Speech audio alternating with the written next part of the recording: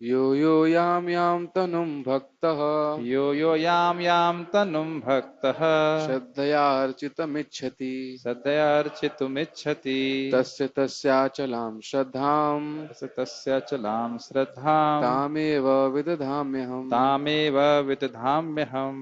जब भी हम लोग यहाँ पे देखिए इसको रिकॉर्ड कर रहे हैं, जब भी कोई प्रश्न करेगा तो वह उसको माइक पे पूछेगा, कुछ उत्तर देना है, कमेंट करना है, माइक पे देना है, ताकि इसको ठीक से रिकॉर्ड कर सके। Okay, let's go ahead. यो यो याम, जो व्यक्ति याम, जिस जिस तनुम अर्थात जिस देवता की पूजा करना चाहता है, भक्त मतलब भक्ति करना चाहता है, श्रद्धा अर्चितुम इच्छति, श्रद्धा से युक्त होकर के उनकी सेवा करना चाहता है, तस्य तस्य अचलाम श्रद्धाम, उस देवता में मैं उस व्यक्ति की श्रद्धा तामेव विदधाम्य हम, मैं ही विधान करता हूं, मैं ही बनाता हूं। मैं प्रत्येक जीव के हृदय में परमात्मा स्वरूप स्थित हूं। जैसे ही कोई किसी देवता की पूजा करने की इच्छा करता है, मैं उसकी श्रद्धा को स्थिर करता हूं, जिससे वह उसी विशेष देवता की भक्ति कर सके। तो हम यहाँ स्पष्ट रूप से देख रहे हैं कि देवता के पास शक्ति नहीं है कि वह उस उपासक के हृदय में उनके प्रति श्रद्धा को उत्पन्न कर सके। इस पर चक्रवर्ती पाद बड़ा सुंदर टीका करते हैं, आज हम सारार्थ वर्षण से भी बोल रहे हैं। वो कह रहे हैं कि मान लो कोई प्रश्न करे कि भाई अगर देवता गण पूजित होकर के कोई देवता की उपासना कर रहा है और उनकी पूजा करता है, तो देवता गण उससे प्रसन्न हो जाएंगे और प्रसन्न होकर के अपने जो पूजक है उसका मंगल करने के लिए भक्ति के आपके प्रति भक्ति की श्रद्धा उत्पन्न कर देंगे। मान लीजिए कोई प्रश्न करेगा तो ठीक है, हम देवता की उपासना करेंगे, कृष्ण की उपासना बाद में करेंगे, पहले देवता की उपासना कोई कर रहा है तो करता रहेगा, तो देवता की उपासना कर रहा है, देवता तो जानते हैं ना भगवान कृष्ण भगवान हैं, तो वह उसके हृदय में भगवान के प्रति श्रद्धा उत्पन्न कर देंगे। तो भगवान कहते नहीं, ऐसा नहीं है। इस श्लोक पे वो कह रहे हैं, इस श्लोक के द्वारा वो कह रहे हैं कि देवता गण अपने ही प्रति भक्ति उत्पन्न नहीं कर सकते। जो देवता का उपासक है उसमें देवता के अंदर श्रद्धा कैसे आ रही है? भगवान के द्वारा। तो जब वह अपने ही प्रति श्रद्धा उत्पन्न नहीं कर सकता, तो वह भगवान के प्रति कैसे करेगा? और इसीलिए वो कह रहे हैं कि जो भगवान की विभूति स्वरूप है देवता, उनकी शक्ति स्वरूप है, उनकी पूजा करते हैं, उनमें भगवान श्रद्धा उत्पन्न कर देते हैं, क्योंकि उस प्रकार की इच्छा से युक्त होते हैं। लेकिन भगवान के प्रति विषय में अपने विषय में वह श्रद्धा उत्पन्न नहीं करते, और देवतागण भी उस प्रकार की श्रद्धा उत्पन्न करने में सक्षम नहीं। तो अगर भगवान की हमें प्रति श्रद्धा उत्पन्न करनी है तो भक्तों का संग करना होगा जिनकी भगवान में अनन्य श्रद्धा हो, अन्यथा श्रद्धा नहीं हो सकती। बहुत इंपॉर्टेंट बात वो बोलते हैं। ठीक है। आपको याद होगा घटना शिव जी की। एक ब्राह्मण शिव जी की पूजा कर रहा होता है और शिव जी कहते हैं कि तुम्हें मुझसे सबसे अच्छी वस्तु चाहिए तो तुम सनातन गोस्वामी के पास जाओ। तो हाँ, ये जरूर कर सकते हैं कि देवतागण उसे किसी कृपा करके किसी भक्त से मिला दें। ये एक जगह और भी हम सुनते हैं किसी किसी केस में, या वो अगर शिव जी की से मान लीजिए उपासना करता, शिव जी तो स्वयं भक्त हैं, वैष्णव है, तो कृपा कर सकते हैं, ऐसा हो सकता है। लेकिन प्राय देवतागण जैसे हम टीका में पढ़ रहे हैं, उनके पास शक्ति नहीं है कि वह भगवान में श्रद्धा दे सके, भक्ति दे सके। भक्ति तो केवल शुद्ध भक्त ही दे सकते हैं। ठीक है। शिव जी शुद्ध भक्त हैं तो शिव जी देते हैं, जैसे कि हम भागवत में देखते हैं, जैसे क्या नाम है उनका, प्रचेता, प्रचेता गणों को भगवान का मंत्र देते हैं। लेकिन शिव जी की उपासना कैसे करते? जैसे वृकासुर शिव जी की उपासना कर रहा था तमोगुणी तरीके से अपने मांस को अर्पित करके, तो वहां शिव जी ने क्या उसको भगवान के बारे में बताया? वहां नहीं बताया। तो अगर वैष्णव के रूप में उपासना करते हैं तो वह पर कृपा करेंगे, भक्ति देंगे, शिव जी के पास जाकर के उनसे प्रार्थना करें, दुर्गा जी से प्रार्थना करें कि हमें भगवान की भक्ति दीजिए, तो कोई दिक्कत नहीं। लेकिन अगर देवता को, ये बात आएगी टीकाओं में, देवता को भगवान से अलग स्वतंत्र ईश्वर के रूप में हम पूजा कर रहे हैं, तो हमको भौतिक लाभ तो प्राप्त हो जाएगा, लेकिन भगवान की भक्ति प्राप्त नहीं होगी, वो भगवान की तरफ नहीं लेके जाएंगे। ठीक है। इस यस। संदर्भ में एक और चीज सुनी थी, अगर हम देवी देवताओं के पास भी लेकिन निर्मल हृदय के साथ हैं, कुछ हमें भौतिक भोग नहीं उसकी चाहिए, चर्चा करेंगे हम, उसकी चर्चा आने वाली है। बहुत अच्छी बात है कि निर्मल हृदय से अगर आप भगवान देवताओं के पास जाते हैं तो देवता भी आपको डायरेक्ट कर देते भगवान की लेकिन एक तरफ। दिक्कत है, भगवान इस श्लोक में क्या बोल रहे हैं, काम पिछले वाले में क्या बोल रहे हैं, कामस्तैस्तै हित ज्ञान प्रपद्यन्ते अन्य देवता। जिनकी ज्ञान जो है वो कामनाओं से मारा गया है, रजगुणी तमगुणी स्वभाव के हो गए हैं, इस कारण से वो देवताओं के पास जाते हैं। तो शिव जी के पास कोई व्यक्ति अगर कदाचित वैष्णव बुद्धि से जा रहा है कि भाई पहली बात तो ये है कि अगर हम भक्ति में आए नहीं होते तो मालूम ही नहीं चलता कि शिव जी वैष्णव है। ये तो हम लोग इस्कॉन में जब आ गए, भक्तों का संग हो गया, तब समझ में आया कि शिव जी भी एक वैष्णव संप्रदाय के आचार्य हैं। आप में से किसी ऐसे व्यक्ति को आपने मिले हैं जो इस्कॉन के संपर्क में ना आया हो और शिव जी को वैष्णव मानता हो? किसी वैष्णव से ना मिला हो और शिव जी को वैष्णव मानता हो, ऐसा कोई व्यक्ति मिला आपको? है ही नहीं ऐसा कोई व्यक्ति। वह तो जब भक्तों के संग में आएगा, भक्ति कर रहा है, तब वो समझ पाएगा शिव जी के वैष्णव स्वभाव को। तो इसलिए भक्तों के संग के बिना भक्ति प्राप्त नहीं हो सकती। एक एक घटना है, बृहत भागवतामृत में एक ब्राह्मण था जो दुर्गा जी की पूजा कर रहा होता। तो कुछ पता नहीं होता है वहां पे। वहां पे आप कह सकते हो कि कदाचित एक तरह से निर्मल हृदय था उसका, वह कुछ ज्यादा जानता नहीं था। तो दुर्गा जी स्वयं आकर के उसको गोपाल मंत्र में दीक्षा देती है। फिर आगे जाके वही मंत्र उसको अपने गुरु से प्राप्त होता है। उसको डायरेक्ट करती हैं कि तुम जाओ वहां पे और वहां के भगवान की उपासना करो, कृपा करती है। लेकिन उसके पीछे भी एक रहस्य है कि श्रीमती राधा रानी गोलोक में स्वरूप को बोलती हैं कि एक ब्राह्मण है जो मेरी पूजा कर रहा है। मतलब दुर्गा जी क्योंकि भगवान श्रीमती राधा रानी की ही विस्तार है एक तरह से, छाया शक्ति भगवान की। तो राधा रानी कह रही दुर्गा जी की पूजा कर रहा है लेकिन वो मेरी ही पूजा कर रहा है एक तरह से। तो जाके तुम कृपा करो। तो भक्त को भेजती हैं, भक्त कृपा करते हैं, फिर भक्त उनको जाकर के दिव्य ज्ञान देते हैं, भगवान के बारे में मंत्र देते हैं इत्यादि से करके। तो लंबी घटना है। लेकिन मेन बात यह है कि देवताओं के पास श्रद्धा शक्ति नहीं है कि भगवान में श्रद्धा उत्पन्न कर सके, क्योंकि देवताओं में यह भी श्रद्धा नहीं, ये भी शक्ति नहीं है कि वे अपने में श्रद्धा उत्पन्न कर सके। Does it make sense? Gita Bhushan टीका।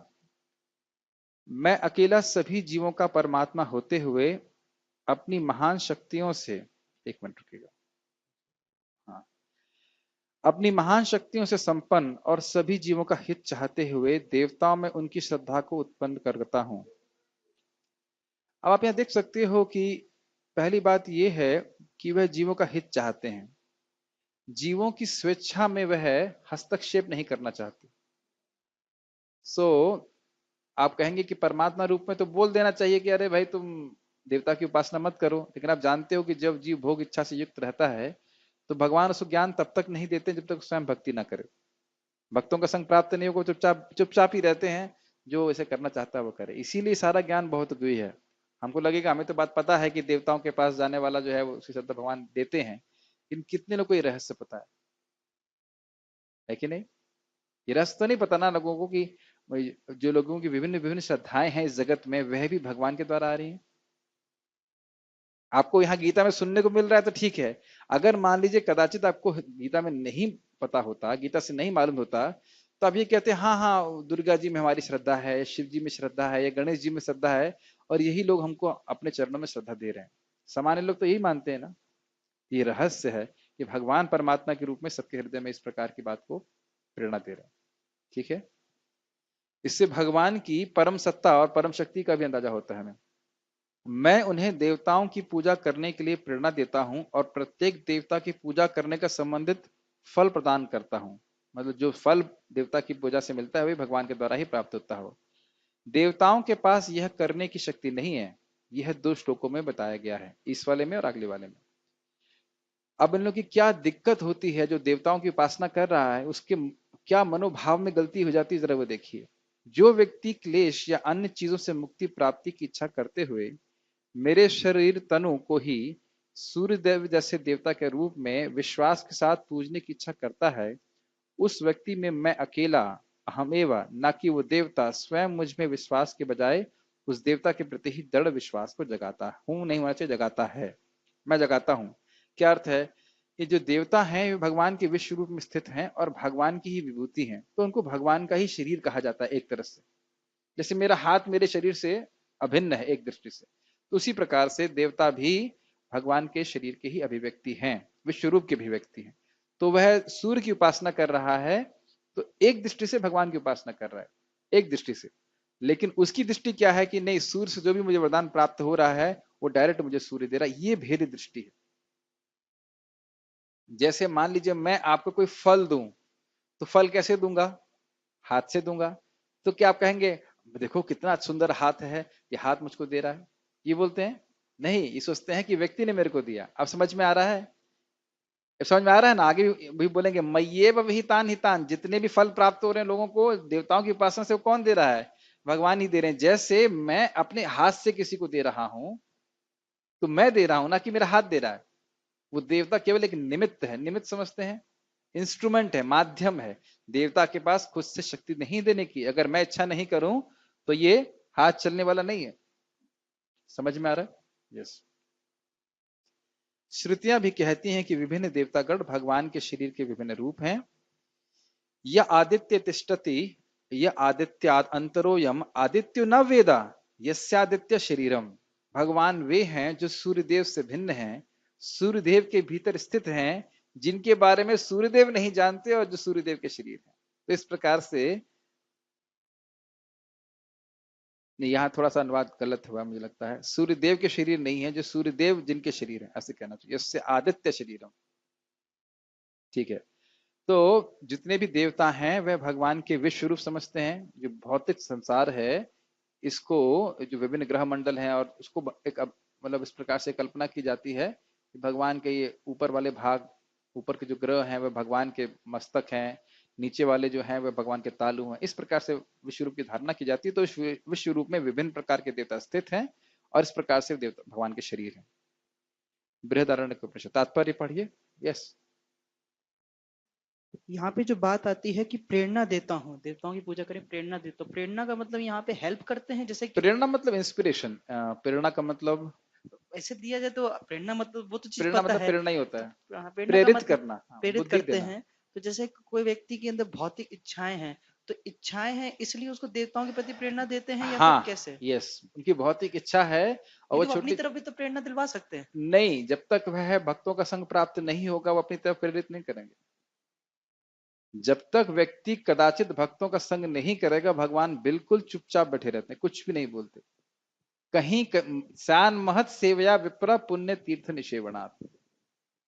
और हमने इससे पहले भी वाले श्लोक में पढ़ा था कि जो देवता हैं, देवताओं की पूजा करने वालों के संस्कार ऐसे हैं, रजोगुणी तमोगुणी हैं, कि वो भगवान के शरणागत होने के विरोध करती हैं। वो अन्य देवताओं की पूजा कर लेंगे। जैसे हमारे कुछ वर्कर्स हैं, उनको हमने बोला कि तुम शिव जी की कांवर उठाते हो, कई लंबे समय तक चलना पड़ता है उनको, पूरी रात, तो मंगल आरती क्यों नहीं आते रोज? तो मंगल आरती आना उनके लिए कठिन है, लेकिन कांवर लेकर के बहुत दूर लंबा चलना बड़ा आसान है। कि रजगुण तमगुण के द्वारा उनकी जो प्रकृति है उस प्रकार की हो गई कि भगवान की शरण में नहीं आना चाहते। भगवान की शरण में आने वाले का चाहे कैसा भी चित्त हो, एक बात बहुत बढ़िया है कि उसको भगवान की महिमा समझ में आ गई। ये आसान बात नहीं है। तो अन्य देवताओं की जो उपासना कर रहा है उसको समझ ही नहीं आ रहा है कि शिव जी और भगवान कृष्ण में कोई अंतर है कि नहीं।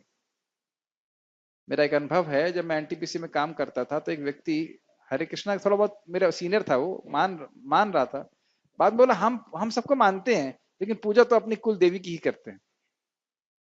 तो उसकी श्रद्धा जो है उसकी कुल देवी में ही है, उसकी श्रद्धा भगवान कृष्ण में नहीं। वो मानते हैं, कृष्ण को मानते हैं, उसको भी मानते हैं, लेकिन कृष्ण को भगवान मानते हो ऐसा श्रद्धा नहीं। तो उनका स्वभाव जो है वह गुणों के द्वारा क्या कहते हैं, इन्फेक्टेड है। हाँ, इन्फेक्टेड है, यस, इन्फेक्टेड स्वभाव है, दूषित है, दूषित चित्त है, इसलिए वो देवताओं की उपासना करते हैं। जितनी हिरण्यकशिपु ने ब्रह्मा जी को तपस्या करके संतुष्ट करने में मेहनत करी थी, उतना अगर भगवान कृष्ण को करता तो फिर क्या दिक्कत होती? प्रहलाद महाराज ने कौन सी मेहनत करी? लेकिन भगवान ऐसी प्रेरणा देंगे नहीं। तो भगवान प्रेरणा तभी देते हैं जब कोई व्यक्ति भक्ति करता है, तब वो समझ में आती है। यस। इसीलिए आप देखिए, अगर कोई व्यक्ति हरे कृष्ण ना करे तो उसे भगवत गीता भी समझ में नहीं आती। जैसे हमारे को कोई बोले भी आपके ऊपर शनि का प्रकोप है, जैसे मान लो सपोज मैं डिवोटी शनि का प्रकोप है, हाँ। हाँ, मैं अगर ऐसे इग्नोर मार दूं, क्या बिगाड़ेगा मेरा शनि, तो ये मेरा अपराध होगा मतलब उनके प्रति? देखिए, भी मैं तो भक्त हूँ, मेरा क्या बिगाड़ेगा, मैं ऐसे बोल दूं, मतलब देखिए, मजाक में ले लूं उसको। देखिए, अगर कोई व्यक्ति भगवान की भक्ति कर रहा है, सच्चे दिल से सही से भक्ति कर रहा है, तो ये ऐसा वर्णन आता है, नामाभास मात्र से सारे ग्रह के दोष नष्ट हो जाते हैं। तो यानी कि अगर हम ये सोच रहे हैं कि शनि का प्रकोप चल रहा है, इसका प्रकोप चल रहा है, तो मतलब भगवान की भक्ति पे श्रद्धा नहीं है, ये बात। देखिए, समझना जैसे चाहिए मैं कि भगवान के भक्त, जो भक्त होता है उसके कर्म को भगवान ध्वंस कर देते हैं, और जो भी उसके जीवन में सुख दुख आ रहा है वह उसके अपराधों और भक्ति की वजह से आ रहा है। अब भक्ति कर रहा है तो इसलिए सुख प्राप्त हो रहा है, और अपराध कर रहा है तो दुख प्राप्त हो रहा है। इसको हम ग्रहों पर नहीं डाल सकते। मैं कई बार इस बात को बोल चुका हूं कि भक्त के जीवन में जो कर्म आते हैं वो कर्माभास होता है। कर्माभास अर्थात कर्म जैसा, और वह भगवान के द्वारा आता है। और इस प्रकार से अगर हम एस्ट्रोलॉजी को क्या कहते हैं, ज्योतिष पे ज्यादा विश्वास रखेंगे तो भगवान की भक्ति के लिए नुकसानदायक होगा। भगवान की भक्ति की श्रद्धा कम हो जाएगी। फिर हमें क्यों कहते हैं कि भगवान के नाम में अनंत शक्ति है? तो ये तो स्पष्ट वर्णन है कि जितने भी बुरे ग्रह है सब कुछ है, ये नामाभास से ही ठीक हो जाता है। नामाभास से ही व्यक्ति जीव मुक्त हो जाता है। तो ये सब क्यों बोलना कि शनि का प्रकोप है, उसका प्रकोप है? वो भगवान की व्यवस्था है। अगर जैसे यहां देख रहे हैं, भगवान, आगे हम पढ़ेंगे भी, भगवान ही देवताओं को वर देने की शक्ति देते हैं। तो अब आप ऐसे क्यों नहीं सोचते कि शनि को भगवान अपने भक्त पे, शनि को निमित्त बना करके भगवान अपने भक्त को कुछ दुख में डाल रहे हैं, अन्यथा उसके पास शक्ति नहीं कि भक्त को कष्ट दे सके। अभी मैं चक्रवर्ती पाद की टीका में पढ़ रहा था किस प्रकार से प्रहलाद महाराज को दुख देने की प्रेरणा भी कौन दे रहे हैं? भगवान ही दे रहे हैं, हिरण्यकश्यप के रूप में, एकदम स्पष्ट बोल रहे हैं।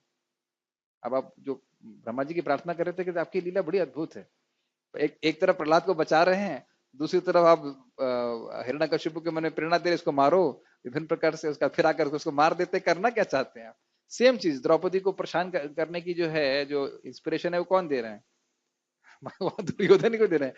दुर्योधन को कौन प्रेरणा दे रहे हैं? भगवान ही दे रहे हैं। और ऊपर से कौन बचा रहा है? भगवान बचा रहे हैं। भगवान अपने भक्तों को कष्ट में क्यों डालते हैं? उनके शुद्धिकरण के लिए। तो इसका प्रकोप उसका प्रकोप नहीं होता है। पॉइंट हमको ये समझना चाहिए कि भगवान की इच्छा के बिना कोई व्यक्ति कुछ कार्य नहीं कर सकता। ठीक है, ये था जैसे हमें अगर कोई बोले तो क्या हमें ऐसे भी नहीं, देखिए हमारा हमको क्या बिगाड़ हम सकता है? हमें ऐसे तो नहीं बोलना हमको चाहिए यही ना। बोलना चाहिए कि शनि हमारा कुछ नहीं बिगाड़ सकता है। जो कुछ भी मेरे जीवन में हो रहा है वो भगवान की कृपा से हो रहा है। तो कृपा ही है, कर्म के अनुसार नहीं हो रहा। शनि या मंगल या सोम से कोई मतलब नहीं। जैसे एक एस्ट्रोलॉजर मुझे बोल रहे थे कि मैंने बोला कि मेरा मन कभी कभी बहुत परेशान हो जाता है, मैं तो जब अच्छे से करने का प्रयास कर रहा हूँ ये वो।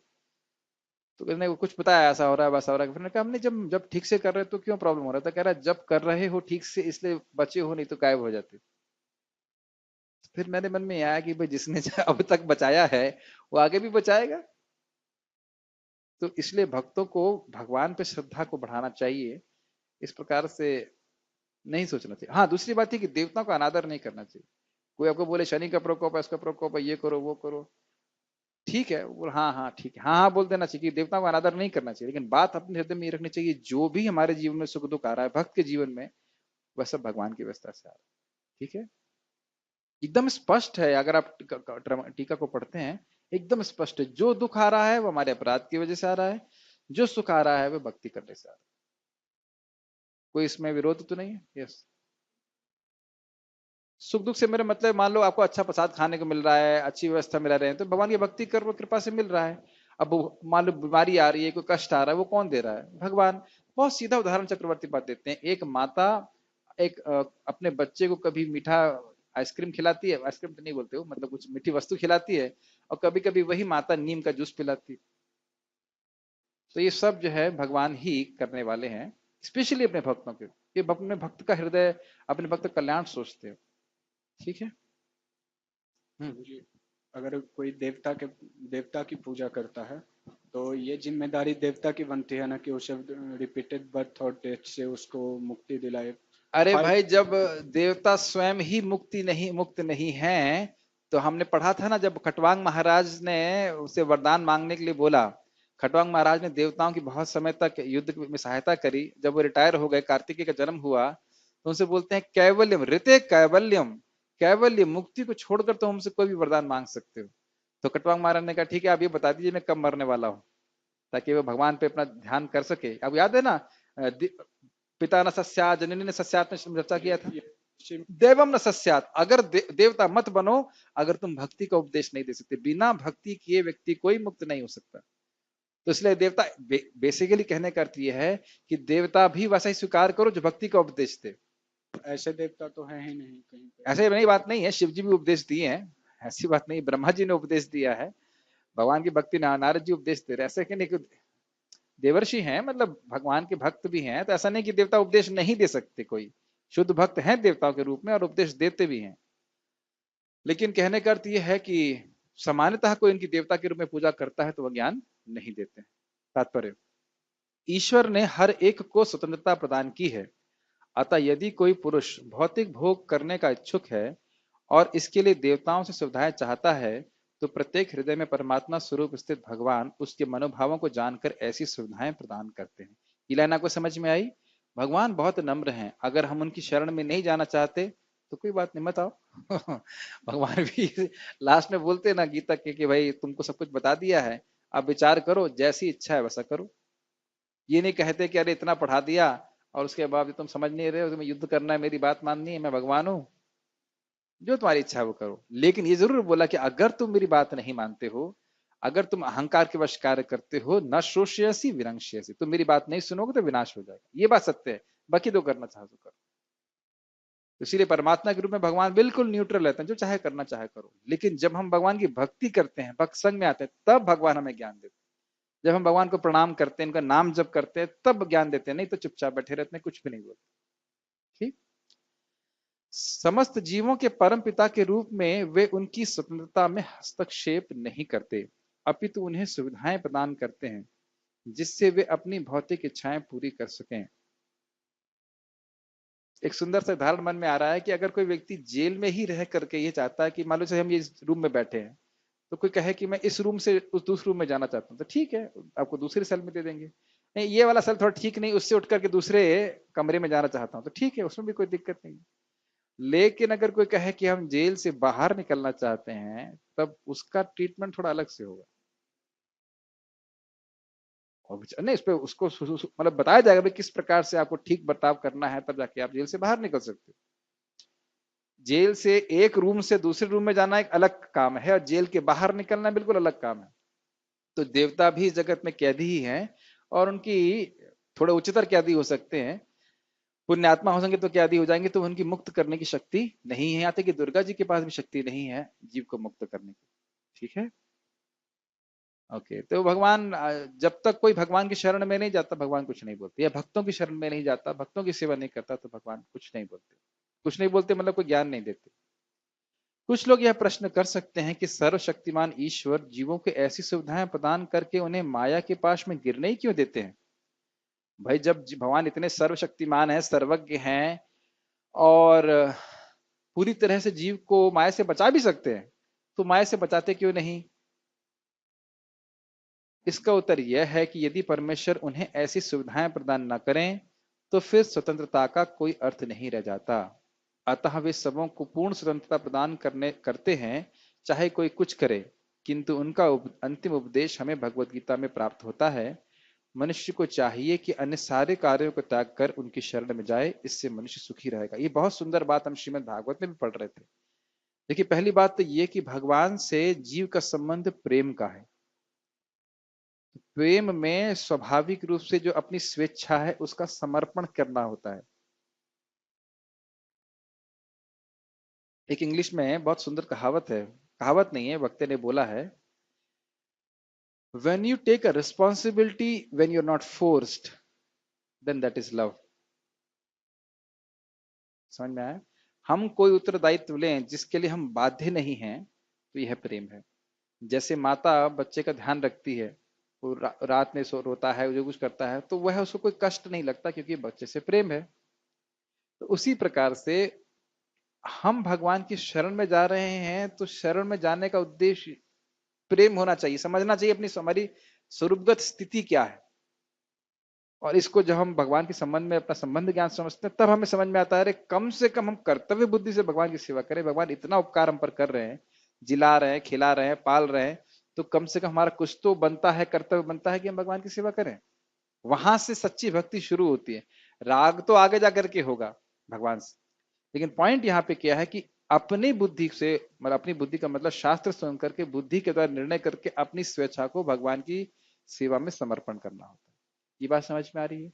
आज ही हम भागवत से मैं जब बोलना चाह रहा था, वो श्लोक था भक्ति योग का, इसमें वो कहते हैं कि कोई भक्त सारे धर्मों को छोड़कर, सारे कर्मों को छोड़कर, लौकिक या वैदिक सब कुछ छोड़ करके केवल भगवान कृष्ण को समर्पित होता है कि भगवान आज से मेरा जो कुछ भी है इस जगत में या अगले जगत में वो सब आपका है, और इस प्रकार से निवेदित होता है अपने आप को, मैं आपको शरण में आया हूं, मुझे अपनी सेवा में नियोजित कीजिए, तो ऐसा व्यक्ति समृतत्वाय कल्पते, ऐसा व्यक्ति अमृतत्व को प्राप्त होने के योग्य हो जाता है, भगवान के धाम में रह करने का योग्य बन जाता है। ये कितना शक्तिशाली टूल है।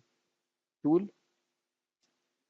मतलब यंत्र नहीं, मतलब कहने का अर्थ है कि ये जो तरीका है, ये प्रक्रिया कितनी सुंदर है। केवल आपको यही से है सब कुछ भगवान का, केवल अपनी भावना को कि ये मेरा वस्तुएं हैं, इससे उसे त्याग करके ये सब कुछ भगवान, मैं भी आपका हूं और सारी वस्तुएं आपकी हैं, मैं इसको आपके चरणों में समर्पित कर रहा हूं। इस प्रकार से करके अगर जीवन में व्यतीत करता है तो बड़ी आसानी से भगवान के धाम चला जाएगा। Does it make sense? तो यही बात है बोलने की, लेकिन यह है हमारे पर है कि हम कब तक इस बात से भागते रहें। किस बात से?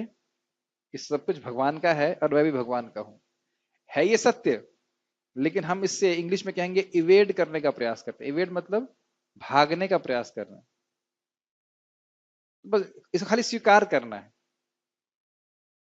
Does it make sense?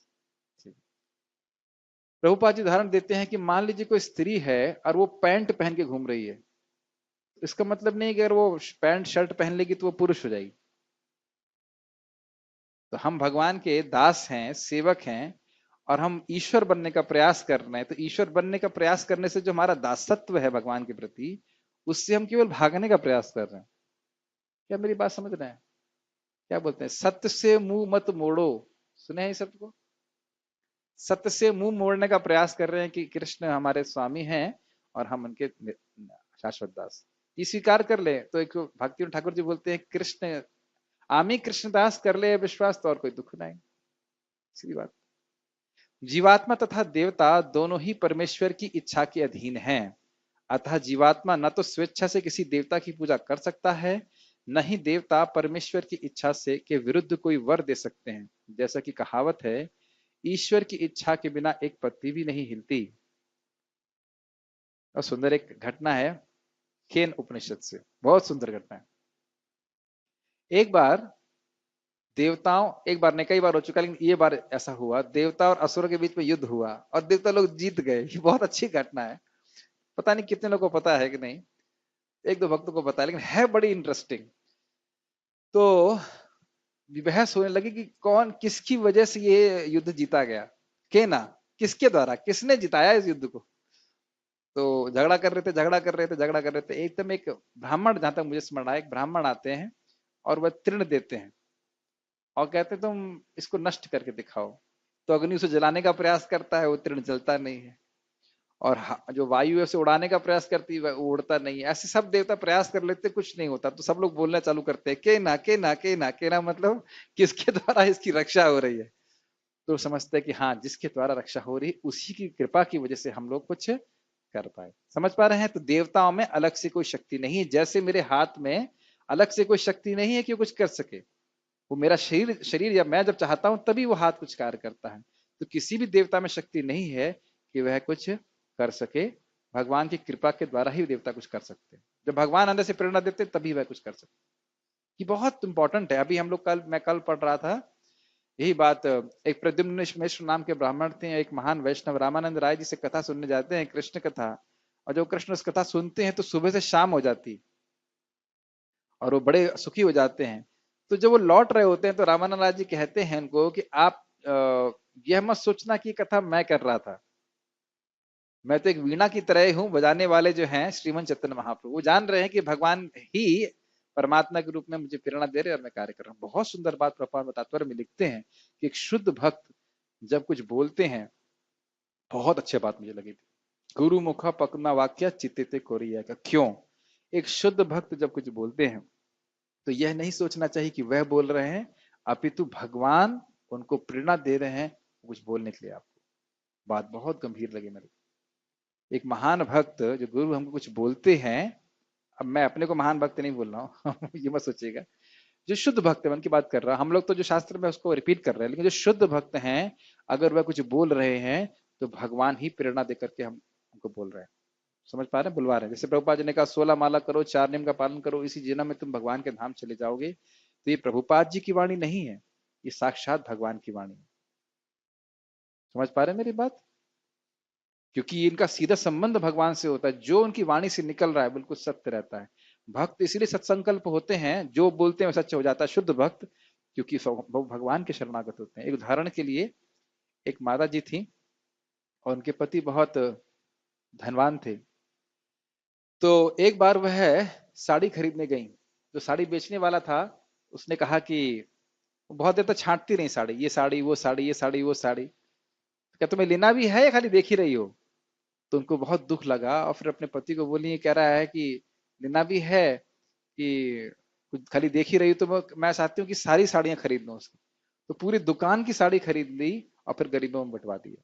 तो कहने का अर्थ था कि क्योंकि वह स्त्री पतिव्रता थी, अपने पति की बहुत सेवा का अच्छे से किया, तो उनके पति भी इसी प्रकार से उनके वचन की रक्षा करने के लिए उद्यत समझते हैं। उद्यत मतलब उत्साहित थे। Doesn't make sense?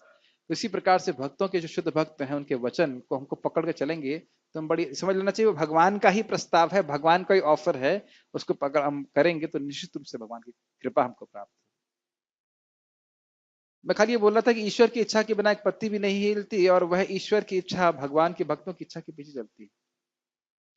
सामान्यतः जो लोग इस संसार में पीड़ित हैं, वे देवताओं के पास जाते हैं, क्योंकि वेदों में ऐसा करने का उपदेश है कि अमुक अमुक इच्छाओं वाले को अमुक अमुक देवताओं की शरण में जाना चाहिए। उदाहरणतः एक रोगी को सूर्यदेव की पूजा करने का आदेश है। इसी प्रकार विद्या का इच्छुक सरस्वती की पूजा कर सकता है, और सुंदर पत्नी चाहने वाला व्यक्ति शिव जी की पत्नी देवी उमा की पूजा कर सकता है। इस प्रकार शास्त्रों में विभिन्न देवताओं के पूजन की विधियां बताई गई हैं। स्वयं भागवत में बोला गया है। लेकिन बाद में क्या बोला? अकामः सर्व कामो व मोक्ष काम उदारिधि। जो बहुत बुद्धिमान व्यक्ति है वह भगवान कृष्ण की उपासना करता है। एक बात ध्यान देना चाहिए कि जो देवता दे सकते हैं वो बहुत थोड़ा देते हैं। जितना आपने किया उतने उसका उस हिसाब से तोल मोल के देते हैं। इतना किया है इसको इतना दे देना चाहिए। लेकिन जब भगवान भी कुछ भौतिक वस्तु देंगे भी, भगवान अगर देते हैं, तो फिर वह उसकी कोई मतलब कल्पना नहीं कर सकते हम। जैसे कि ध्रुव महाराज को ने तो सोचा भी नहीं था कि उनको राज्य देंगे। यहाँ पे राज्य दिया 36,000 साल तक, कोई प्रतिद्वंदी नहीं, और उसके बाद ध्रुव लोक दिया। तो जिसकी कल्पना भी ना किया जा सके वह भगवान वरदान देते हैं। प्रभुपाद जी एक तात्पर्य में लिखते हैं, बेनेडिक्शंस एक्सीड एक्सपेक्टेशंस। वरदान हमारी उम्मीदों से परे है। फिर से रिपीट किया जाए, वरदान हमारी उम्मीदों से परे है। भगवान का नाम जप कर रहा है, भगवान का प्रणाम कर रहा है, तो कितना बड़ा भगवान उसको वरदान देंगे, हम उसकी कल्पना नहीं कर सकते। जैसे भागवत में आता है, कौशिक जी नाम के व्यक्ति थे, उन्होंने भगवान को केवल जल दिया तो भगवान ने उनको इंद्र बना दिया। केवल जल देने मात्र से, केवल जल दिया भगवान को। तो कोई व्यक्ति अगर थोड़ा सा भगवान को देता तो ये नहीं कहते अच्छा इसने जल दिया, मेरे को जल दिया तो मैं भी इसको जल ही दूंगा। जैसे हमारे घरों में देखा है कि कभी कभी हम कुछ खाने का पदार्थ हमें कोई देता है टिफिन में, मान लो स्वीट दिया, तो हम देखते हैं अच्छा उसने मुझे मिठाई दी है तो हम भी उसे मिठाई देंगे या कुछ स्वीट देंगे। लेकिन भगवान इस प्रकार से नहीं है। भगवान को कोई देता है तो उसके भगवान बदले में अनगिनत रूप से वापस देते हैं। सुदामा और कृष्ण के बारे में भगवान ने सुदामा थोड़ा चावल दिया, भगवान ने बिल्कुल पूरा द्वारका के समान महल उसको दिया। तो जो भगवान को देने वाला कभी भी घाटे में नहीं पड़ता। महाराज समझा रहे थे एक जगह कि असली पात्र तो कृष्ण ही है, कृष्ण को ही देना चाहिए। ठीक है। और भागवत में बोला गया है, देवता कर्म सचिव, आपके कर्म के सेक्रेटरी हैं। जिस प्रकार से सेक्रेटरी या सचिव की कोई अलग से स्वतंत्रता नहीं होती है, उसी प्रकार देवता उतना ही देता है जितना आपने कर्म किया। लेकिन भगवान हमारे कर्म के अनुसार नहीं देते। बताइए, जल देने के बदले में पूरा इंद्र बना दिया आपको, ये कोई क्या क्या लॉजिक है बताइए। यहां तक कि कोई तुलसी और जल भगवान को अर्पित करता है तो भगवान अपने आप को ही दे देते हैं। तो ये तो बैलेंस नहीं हो रहा है ना। तो भगवान बैलेंस करने के लिए नहीं, कृपा करने के लिए करते हैं। तो कोई भी भक्त भगवान की सेवा कर रहा है, भगवान बड़े प्रसन्न, बहुत कृतज्ञ है। कृतज्ञ समझते ना, भगवान जितना कृतज्ञ कोई भी नहीं। जैसे आप जानते हो, और यही गुण भक्तों में आ जाता है। जब ध्रुव महाराज भगवान के धाम जा रहे थे, 36,000 साल बाद भी उनको याद रहा कि मैं आज भगवान के धाम जा रहा हूं तो मेरी माँ के कहने की वजह से, सुनीति की वजह से। तो इस प्रकार की कृतज्ञता भक्तों में भगवान की कृपा से ही आती है। तो भगवान में भी इसी प्रकार से हर सेवा को भगवान हमेशा के लिए याद रखते हैं। ओके। इसी प्रकार शास्त्र में विभिन्न देवताओं के पूजन की विधियां बताई गई। क्योंकि प्रत्येक जीव विशेष सुविधा चाहता है, अतः भगवान उसे विशेष देवता से उस वर को प्राप्त करने की प्रबल इच्छा की प्रेरणा देते हैं और उसे वर प्राप्त हो जाता है। किसी विशेष देवता के पूजन की विधि भी भगवान द्वारा ही नियोजित की जाती है। ये कैसे होता है? वेद के द्वारा। वेदों में ये सब निर्धारित किया गया कि इस देवता की पूजा इस प्रकार से होती है। क्या इस प्रकार की पूजा का विधान देवता के द्वारा किया जाता है? क्या उत्तर है? नहीं, वेद शाश्वत हैं। हर हर मनवंतर में देवताओं का सरकार चेंज हो जाती है, पता है ना? हर बार नए देवता आते हैं। वो देवता विधान नहीं करते हैं कि किस प्रकार से पूजा होनी चाहिए। समझ में आ रहा है? वेद लिखने वाले देवता नहीं है, वेद शाश्वत हैं और वेदों में जो भी बातें हैं वो भगवत इच्छा से ही वो नियम बनाए गए हैं। समझ पा रहे हैं मेरी बात? जीवों में वह प्रेरणा देवता नहीं दे सकते, किंतु भगवान परमात्मा हैं जो समस्त जीवों के हृदयों में उपस्थित रहते हैं। अतः कृष्ण मनुष्य को किसी देवता के पूजन की प्रेरणा प्रदान करते हैं। बड़ा स्पष्ट है, सारे देवता परमेश्वर के विराट शरीर के अभिन्न अंग स्वरूप हैं, अतः वे स्वतंत्र नहीं होते। ये समझ में आ रहा है? जैसे मेरा हाथ है तो मेरे शरीर से स्वतंत्र होकर ये कार्य नहीं कर रहा है। फिर से मैं उदाहरण दूंगा, अगर मैं आपको कुछ खाने को दे रहा हूं तो हाथ से दे रहा हूं, हाथ खाने के लिए नहीं दे रहा। आप कोई कहे कि नहीं हाथ कितना बढ़िया है, मुझे सुंदर सुंदर वस्तु में देता है, तो क्या ये मूर्खता होगी कि नहीं होगी? भाई को कहो कि सूर्य की कृपा से हमारा स्वास्थ्य ठीक हो रहा है, तो सूर्य की कृपा से नहीं है, सूर्य के अंदर भगवान है, भगवान उसको प्रेरणा दे, भगवान शक्ति दे रहे हैं। ठीक। वैदिक साहित्य में कथन है, परमात्मा रूप में भगवान देवता के हृदय में स्थित रहते हैं, अतः वे देवता के माध्यम से जीव की इच्छा को पूरा करने की व्यवस्था करते हैं। किंतु जीव तथा देवता दोनों ही परमात्मा की इच्छा पर आश्रित हैं, वे स्वतंत्र नहीं। कोई प्रश्न यहां तक? फिर तो हम अगला श्लोक देखें। देखें आप लोग रुकना चाहते हैं? रुकना चाहते हैं तो भी हम देखेंगे।